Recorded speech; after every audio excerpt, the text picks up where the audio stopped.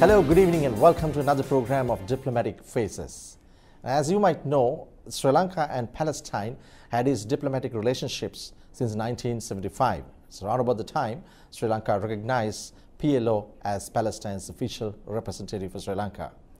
Now, my diplomatic face today is none other than the Palestine ambassador to Sri Lanka, Dr. Zuhair Mohammad Zaid. Dr. Zaid, thank you very much for taking time off and joining us today. How are you today? Alhamdulillah, everything is good, and thank you for your interview. I really appreciate this. Dr. Zuhair, how did you come into the foreign service? Because you told me that you are here in Sri Lanka for about 5 years, but how was this start? I was in the Department for Negotiation. From there, I came to the Ministry of Foreign Affairs. It was before the Ministry for Cooperation and Investment. And after that, because we are in the beginning of our establishment of our ministries. And when they changed, it became the Ministry of Foreign Affairs, and I started from that. Right. Now, in your experience, when you look at the history of Sri Lanka and Palestine relationship and your ambassadorial period here, how do you perceive the relationship between our two countries? We have really a very good relation with Sri Lanka. Let me tell you something, that the Palestinian issue is one of the issues that united the Sri Lankan communities, parties, and politicians. When it reached the issue of Palestine, you will find the Sri Lankan united. Our support coming across all the parties and all the communities. I'm proud to be real here in Sri Lanka. I'm proud to serve my country through the relation with the government of Sri Lanka, the people of Sri Lanka. There is, in my point of view, there is a very good progress. There is a very good positions that Sri Lanka taking all the time, supporting us as a Palestinian, especially in the international arena. Right. Now, 2007, if we go backtrack to 2007, Hamas took over Gaza around that time. And Palestine was divided into two administrative districts, West Bank and Hamas. Now, they are governed by separate agreements or whatever they have between that. How difficult is this intra-Palestine reconciliations between these two places? Let me tell you something about the Palestinian situation. The Palestinians is about 13 million people. It's divided between outside as refugees in the world, the majority in Jordan, Lebanon, Syria, and in Gaza Strip, in the West Bank, there is refugees also. Inside Israel itself, there is Palestinians that they are refugees. They remove them by military order for 2 weeks, and still till now in another villages. And the Palestinians inside Israel, which are 1.5 million, 20% of the Israel population.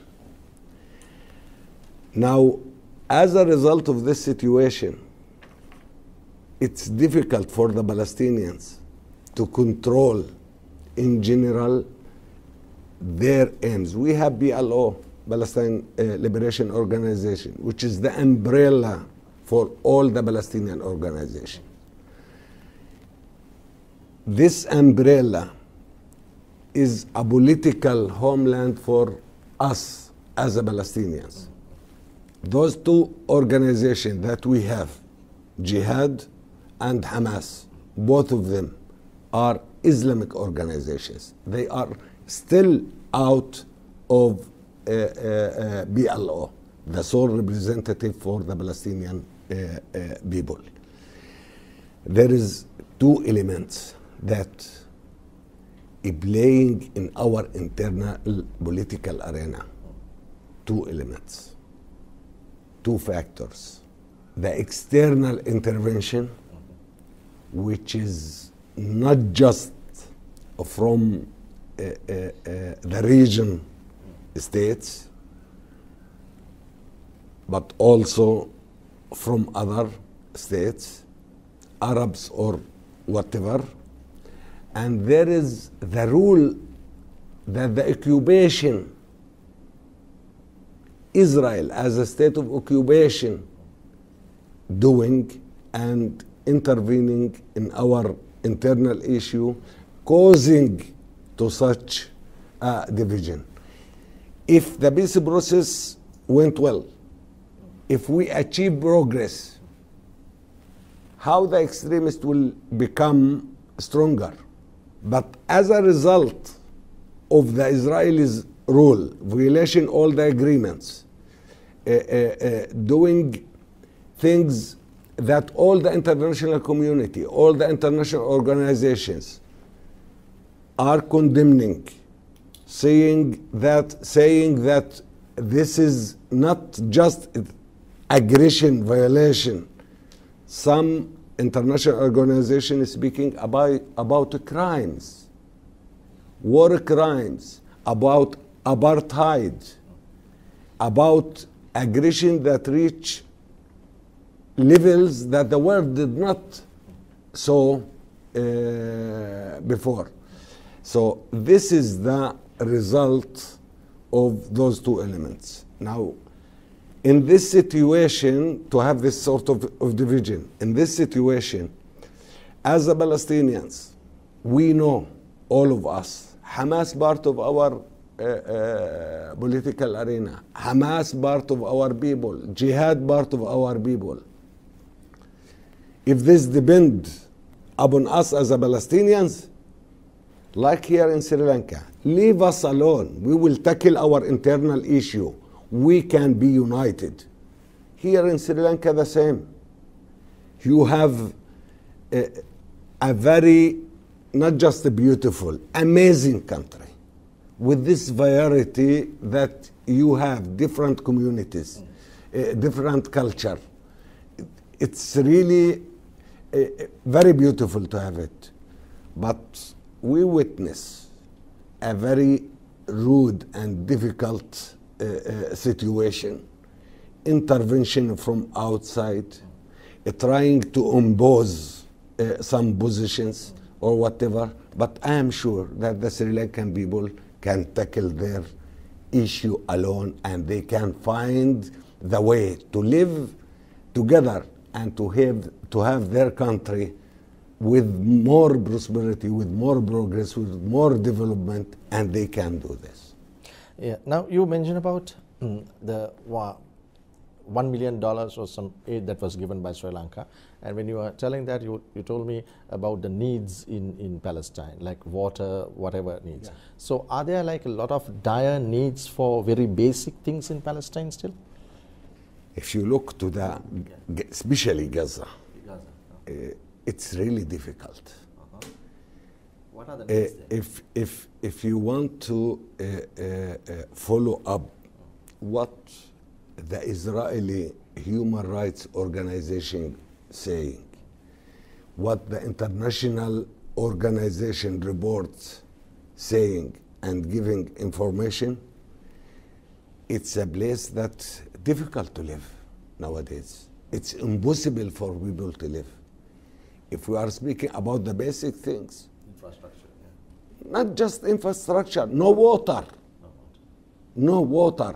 The water there is not suitable for human beings.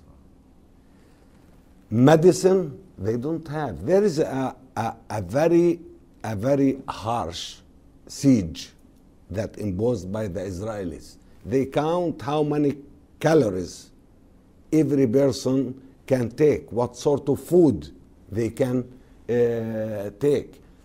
If this happened in any place in the world, This is just happened for in Gaza, and the Israelis imposing this. So how many people like are living there?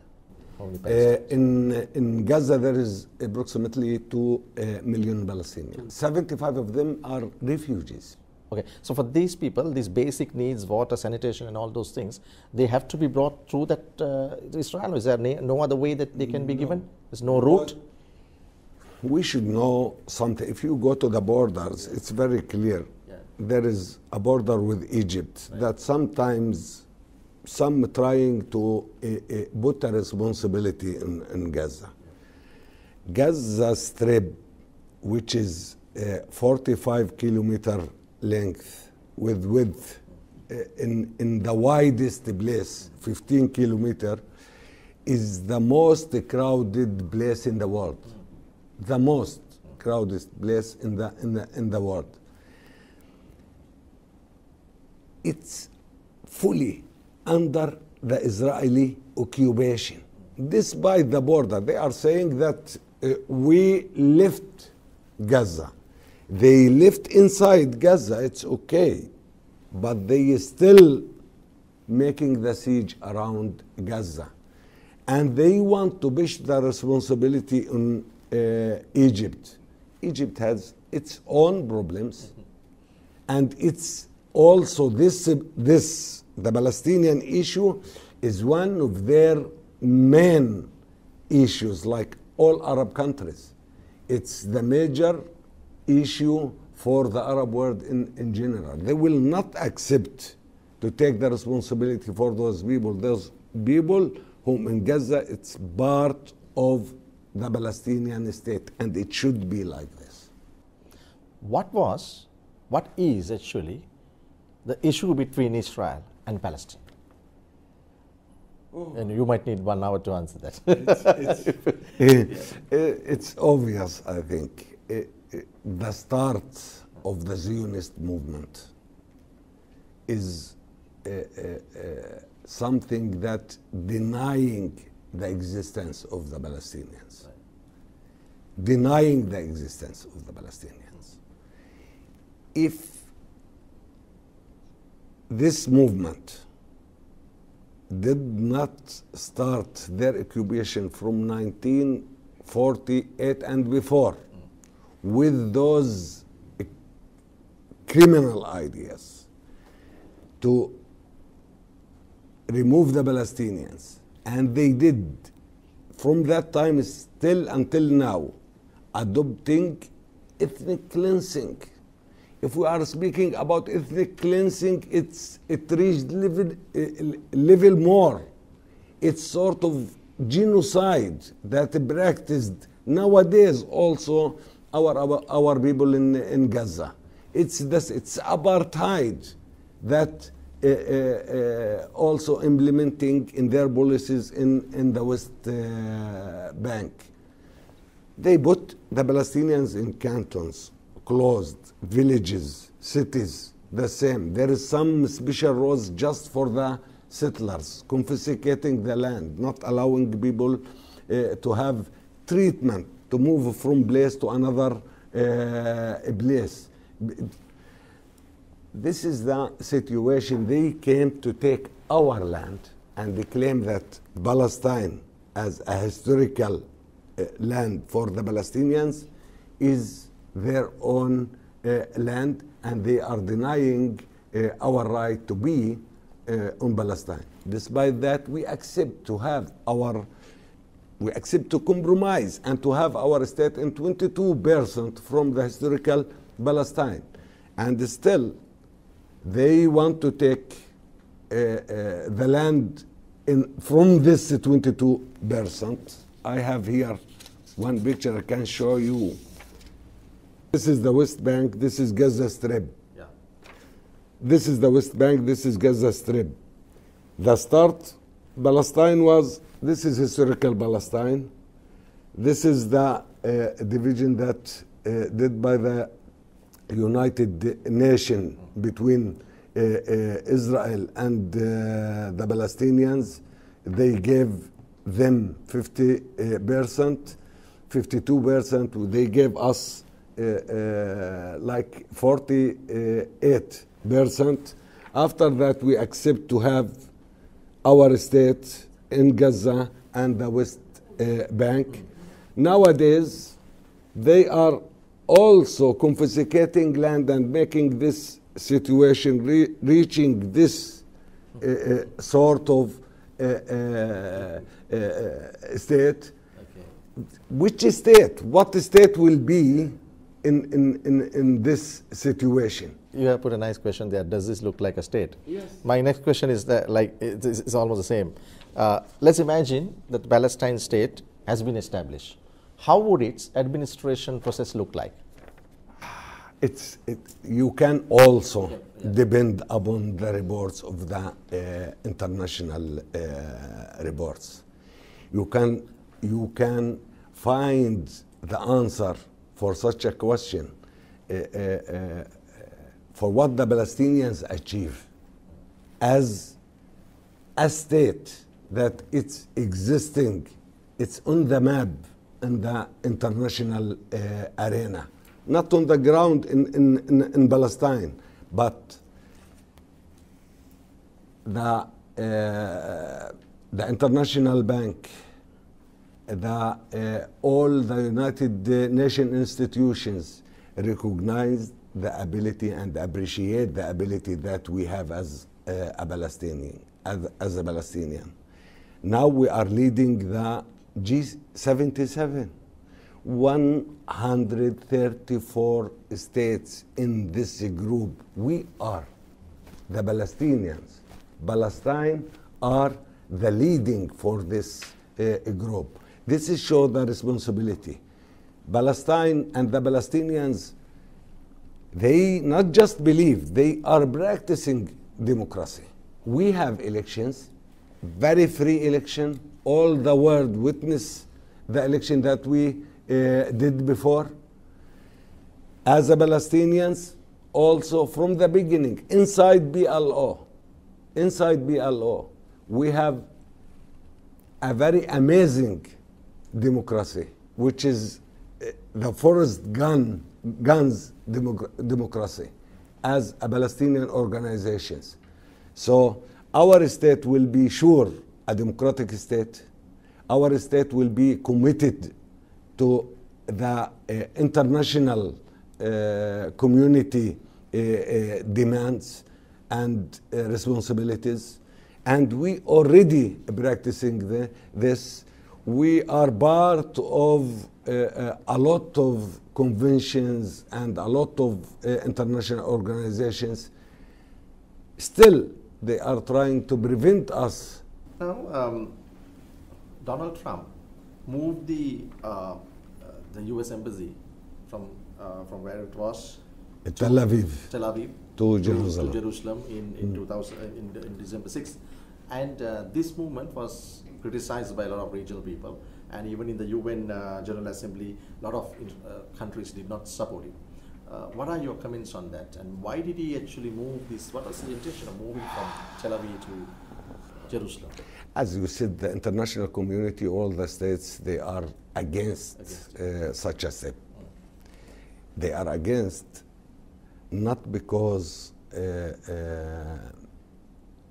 they choose to be against. No, there is basic issues that related to international law, that related to the United Nations and the Security Council decisions. Jerusalem, the whole of Jerusalem, not the west, not the east part. Despite that, we are claiming and wanting to have our state with East Jerusalem as its capital, which include all the old city, including the holy places for the three religions.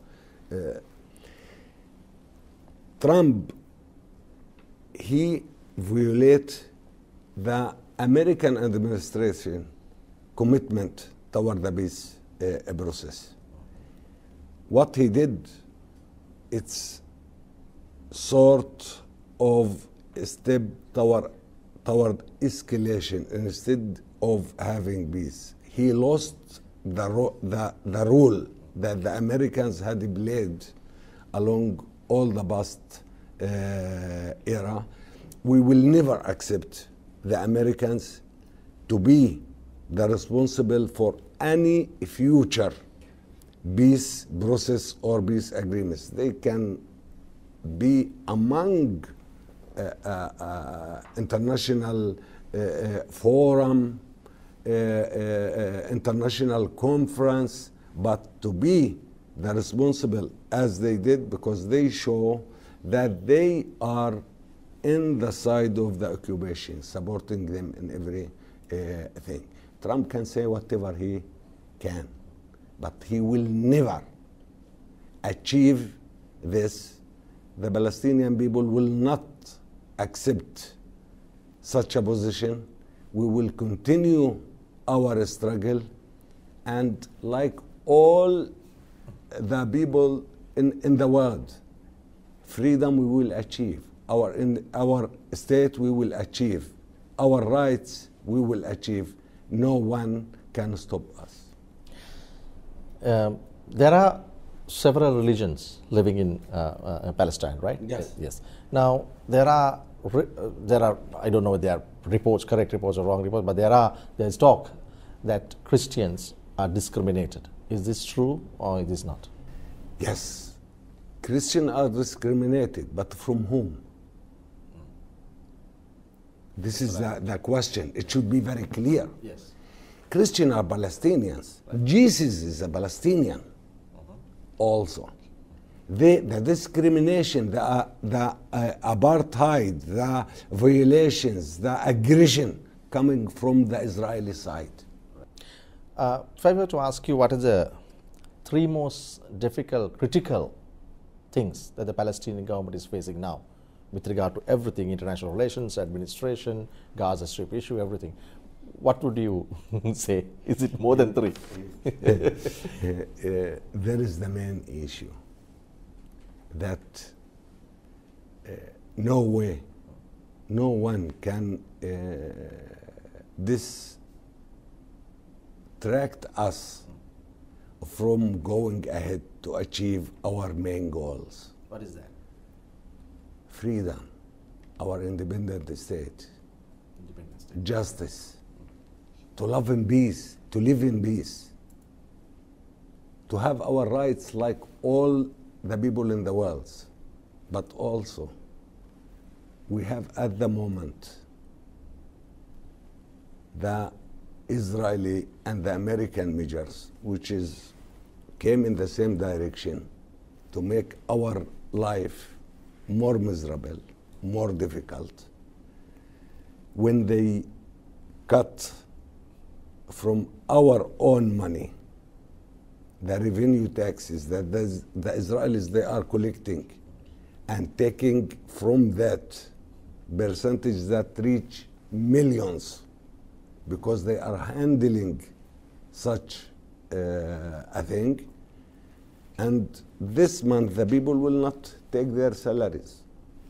It's not just the salaries, it's also all the economic institutions, the private sector, to handle the basic needs, hospitals, electricity, water. Our water, we are paying the water that we have from our land, we are imposing on us to pay for them. They are not allowing us to have the support, fuel or gas or whatever, to have electricity from our brothers, the Arab country. They don't allow us to have freely from outside anything. They are controlling the borders, controlling everything, and still continuing their settlements, building new settlements, confiscating lands, killing people, field execution. Just 2 days before, they killed 2 youngs, 20 years old, going to their work early morning for a baking oven, In their way, there is accident, they shoot them. They shoot them. See how many girls, how many teenagers, how many students, that the life is so difficult. This is also a report giving just an example for what's going on. From 9 of February until 22 of February. This is not a report from us as Palestinians. It's a report from an Israeli organization, human rights organization, B'Tselem, speaking and giving information what's going on. It's just in 11 days or 12 days, 113 Palestinians at least arrested in the West Bank. We are speaking about the West Bank. We are not speaking about Jerusalem. We are not speaking about what's going on in Gaza Strip, which is really, if we speak about the reports that they mention, it's a crimes that launched by the Israelis. The last report that we have one day before from the United Nations Human Rights regarding what's going on in the Palestinian occupied territory. They said very clearly about their policies. It's really strange to see the international community silent about what's going on. To come back to Sri Lanka as an example, Sri Lanka is a safe, a peaceful country. They already finished the terrorism. Still there is some problems that the state can tackle, the people can tackle, they can solve their own problems. Instead of intervening here, trying to impose something on a peaceful state, go stop the bloodshed that the Israelis doing against the Palestinians in Palestine. To enter hospital to kill people inside the hospital. Imagine this, if this happened from us as the Palestinians, the teenagers, the toughs, all the Palestinians should condemn this. It will be a condition opposing this on Palestinians, not just the leaders. All the Palestinian people should condemn. But in their side, it's different. They will have more progress. They will become leaders in their community. See, in this election, the more extremists against the Palestinians, the more votes they will have. Their election will be in 9th of April. This, yes, inside Israel. The Israeli state going more and more extreme. Imagine the prime minister who will be judged as a fraud, as one who did not worth the trust. Benjamin Netanyahu make a unity with some right-wing parties that they are called very clearly, Kahana group, that they are calling very clearly, not just to discriminate the Palestinians, no, to make ethnic cleansing, to send them out of the country, not to allow them to be in that in their homeland. Dr. Zuhair Mohammad Zaid, Ambassador of Palestine to Sri Lanka, thank you very much for joining our interview today. And thank you for those very insightful and daring statements and facts and things you showed us. And thank you for joining us. We wish you achieve your goals and have a pleasant rest of the stay in Sri Lanka. Thank you for joining us. Thank you very much. Thank you. Really appreciate it. That's Diplomatic Faces today. My diplomatic face today, that's Dr. Zuhair Mohammad Zaid, Ambassador of Palestine to Sri Lanka, joining us today on our program. We will join you next week at the same time with another program on Diplomatic Faces. Enjoy the rest of the programming on Channel I. Have a good night and good weekend.